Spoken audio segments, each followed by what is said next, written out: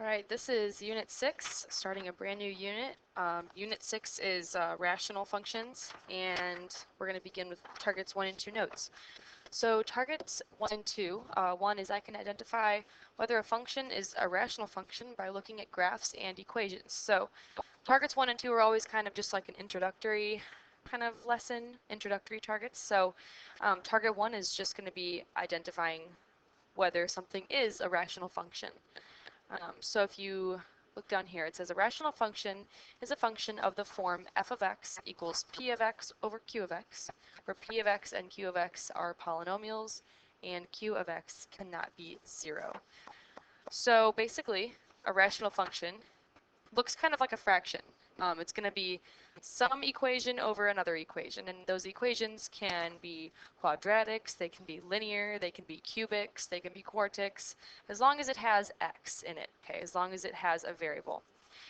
So it also says that q of x cannot be 0, just meaning that we cannot have 0 in our denominator, but we knew that because that means undefined. But also we cannot have a degree of 0. Meaning we cannot have x to the 0 power or just 1. We cannot have some number. So we cannot have constants as our q of x.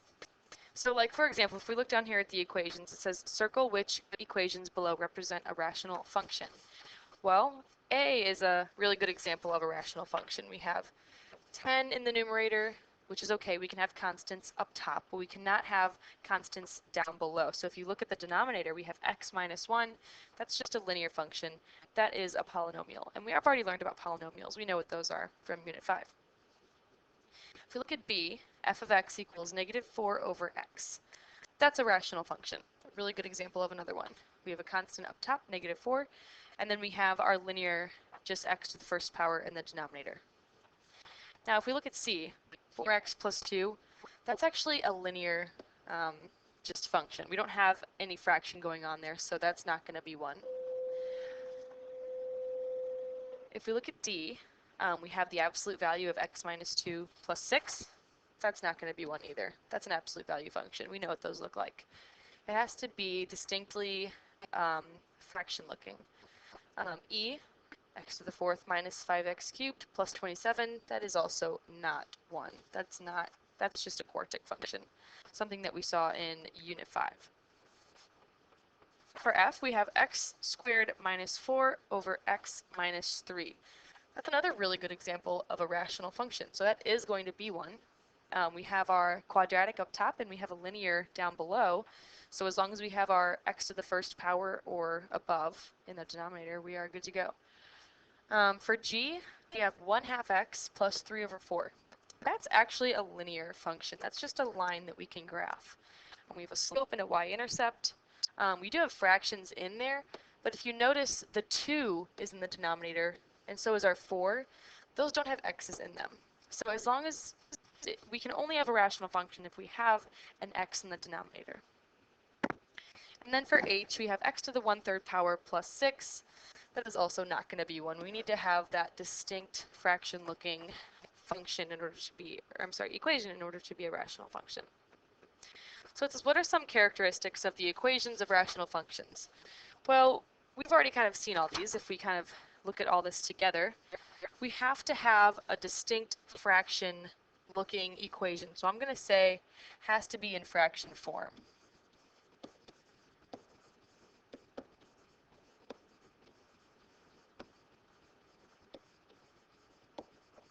And then also something else that we noticed is that you have to have x in the denominator. You need to have x in denominator. Okay, it has to be x to the first power or x to the second power or x to the third power. It cannot be just some number or some constant. Okay, that does not represent a rational function. You have to have x to some power. If we scroll down, we're looking at graphs now. It says each graph is a hyperbola with the following properties. So the graphs of rational functions are hyperbolas, and we'll kind of talk about what that is. It says there exists a horizontal asymptote and a vertical asymptote, and the graph has 2 symmetrical parts called branches. So if you've never seen the word asymptote before, we have vertical and horizontal asymptotes. What those are just lines that we graph as dotted lines, and they kind of represent areas that the graph cannot touch or will never cross. And we'll get into more of that as we go through the unit. But if we look at A, and it's kind of hard to see here, I'll kind of go over this in black where our graph is. So we have these lines that go like this and like this. All right, so there's our graph. Our horizontal and vertical asymptotes are the lines that go right in between these graphs. So I have a horizontal right there, and then here is our vertical. And if you notice, our graphs will never actually touch those asymptotes. So those are lines that our graphs will never touch. They approach those forever. They get super, super close forever and ever and ever. You could plug in the smallest, tiniest fraction as an x value, and you will not get that y value on the asymptote, okay? It just approaches it forever, it gets really super close, but never touches it. It's kind of the cool thing about rational functions and their graphs. So it says, circle which graphs below represent a rational function. Well, the graphs of rationals are going to look very distinct. So if you notice in A, we have a really good example of one. It has two parts to it, which is something that we've never seen before. But you can kind of see that they get really close to those asymptotes. They kind of loop around there, but they do have two parts. We call those hyperbolas. And then B, that's just a quadratic. That's not going to be something that is a rational function. C, if you notice again, I'll kind of go over this in black. Here is our graph here. And then we have the other part right there. And if you see, we have our asymptotes that go right through the middle of this.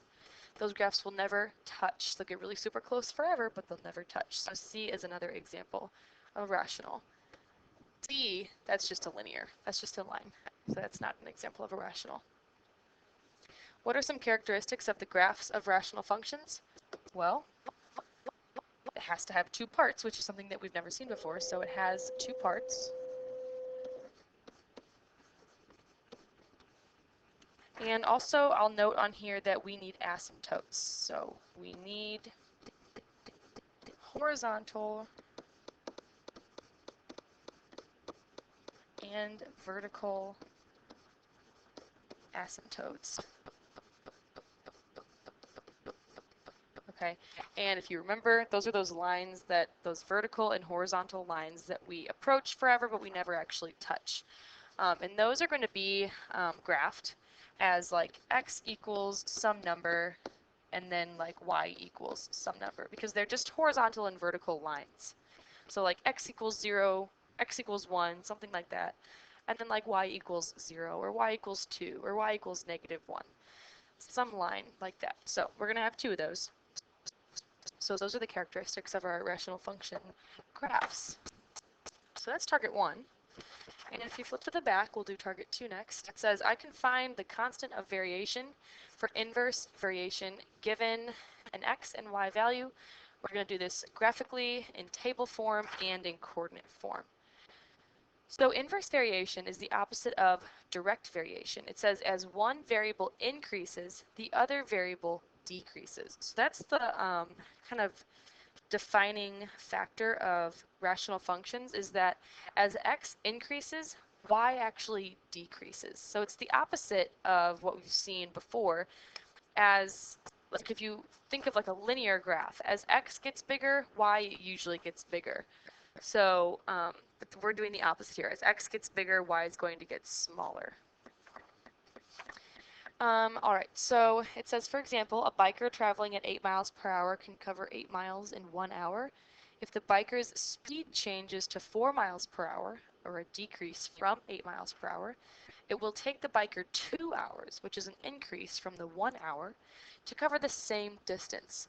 The equation that represents the relationship between hours, which is x, and miles, y, would be, I'm going to write this as y equals 8 over x. It says which is an inverse variation equation. So y actually represents the miles per hour, the speed that we're going. 8 represents the miles that we're covering, and then x represents the amount of time it takes. So if you kind of look at that, let's say it took us 1 hour to cover those 8 miles. Well, y would be 8. 8 divided by 1 gives us 8, so it takes us 8 miles per hour. That's our speed. But if it takes us 2 hours to cover 8 miles, 8 divided by 2 is actually 4. So as you can see, as x increases, y decreases. So as x got bigger, our speed went down. So it says that functions that vary inversely are a specific type of rational function. I'll put the word rational there.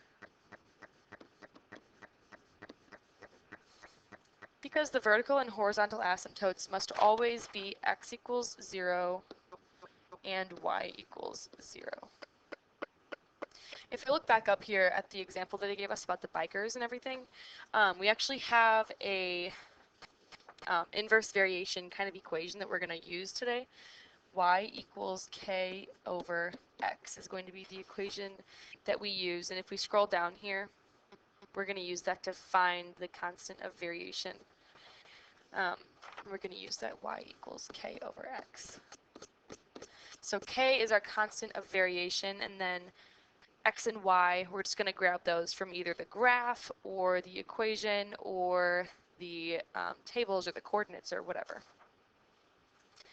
So let's see, for A, we have that rational graph that we know it has 2 parts, and we can see the invisible asymptotes going right at y equals 0 and x equals 0. What I'm going to do is I'm just going to pick some point, some easy point. I'm actually going to pick this point right here, 2 comma 2, right there. It's easy for me to see. So 2 comma 2 represents an x comma y. It's a coordinate point on that graph. And I'm going to plug in 2 for x and 2 for y into my y equals k over x to find my k, because that's what I'm looking for here. I'm looking for k. So let's see. I have 2 equals k. I'm just going to leave that as k over x, which is 2. And I'm going to solve for k here. So to get rid of a fraction, I always have to multiply by the denominator. I'm going to do that on both sides. And then I actually get k equals 4. All right, let's look at b. If you look at b, b is actually already in that inverse variation notation.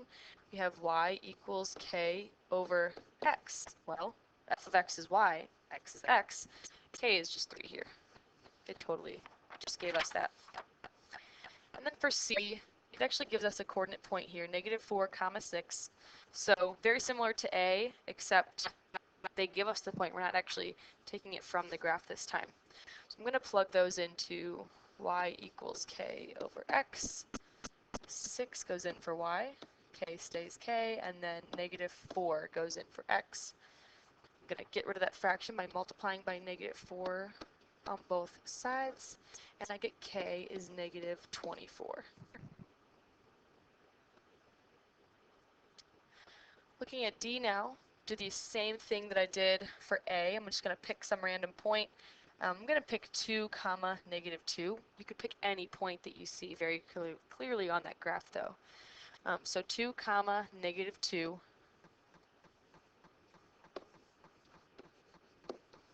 That represents my x and my y.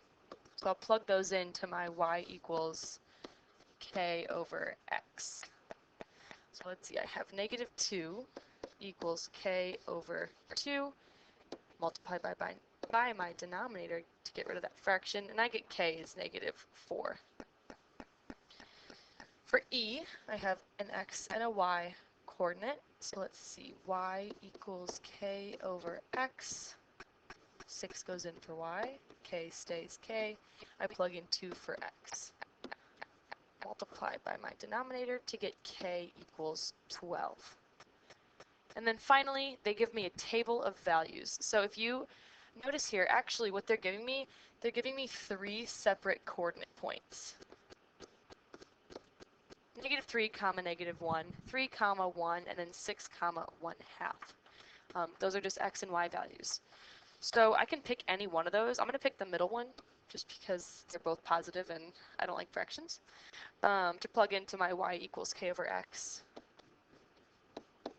and see what I get. So I'm going to say 1 goes in for y, because f of x is just a fancy way of saying y, equals k over 3.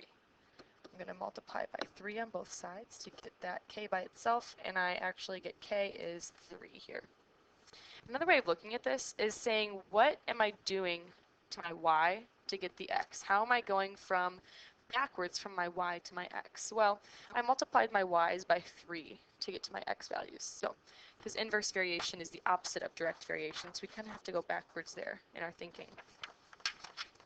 All right, and that is targets 1 and 2.